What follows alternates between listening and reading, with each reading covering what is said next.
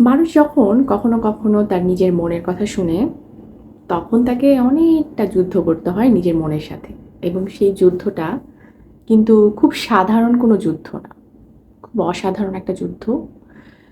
এটা কোনো এক খাড়া উঁচু পাহাড়ে ওঠার মতন যুদ্ধ হতে পারে।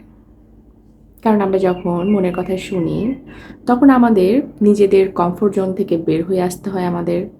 আমাদের আশেপাশের মানুষজনদেরকে হয়তো দুঃখ দিতে হয়, কষ্ট দিতে হয়।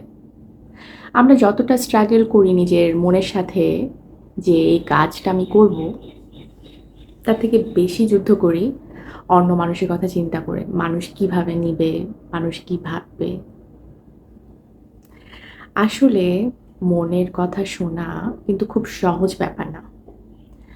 মনের কথা শুনে, মনকে গুরুত্ব দিয়ে মনের কাজটাকে সঠিকভাবে করা বিশাল বড় ব্যাপার। আর এটার জন্য নিজের মনের পাওয়ার বাটনটার কন্ট্রোল নিজের কাছে রাখতে হয়। যদি চিন্তা করেন যে পারবেন, তাহলে পারবেন। আর যদি চিন্তা করেন না, আমার আশেপাশের মানুষগুলোর গুরুত্ব আমার কাছে অনেক বেশি, তাহলে হয়তো পারবেন না। ভালো থাকবেন সবাই।